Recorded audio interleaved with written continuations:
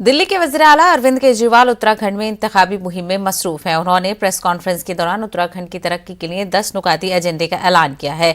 इस मौके पर उन्होंने कहा कि बिजली, तालीम और इलाज को मुफ्त कर दिया जाएगा। उत्तराखंड के नौजवानों को सरकारी मुलाजमतें फराहम करने के अलावा उन्होंने दीगर ऐलानात भी किए हैं।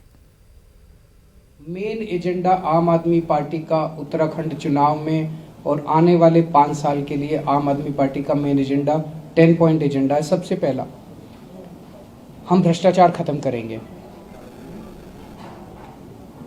और केवल आम आदमी पार्टी कर सकती है, दूसरी पार्टियां नहीं कर सकती। उनको करना भी नहीं आता और उनकी नीयत भी खराब है। आम आदमी पार्टी वालों की नीयत साफ है, हमने करके दिखाया है। दिल्ली के अंदर 7 साल में हमने भ्रष्टाचार खत्म किया है।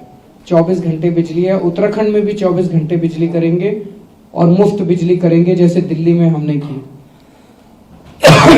तीसरा है रोजगार।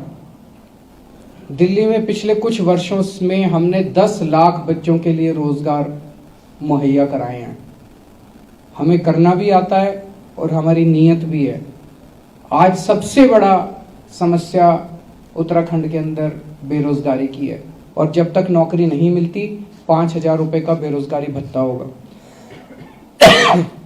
महिलाओं के लिए हर महिला को हजार रुपए, 18 साल से ऊपर की हर महिला को उसकी ज़रूरतों के लिए महंगाई बहुत बढ़ गई है।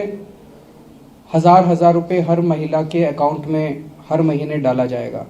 तो जैसे दिल्ली में स्कूल अच्छे करे वैसे यहाँ भी करेंगे और शिक्षा सबके लिए मुफ्त होगी।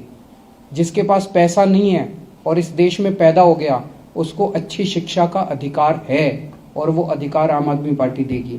हर गांव के अंदर केवल और केवल मोहल्ला क्लिनिक का मॉडल है जो कि गांव-गांव के अंदर इम्प्लीमेंट किया जा सकता है, जिसके जरिए फ्री इलाज सबका मुहैया कराया जाएगा।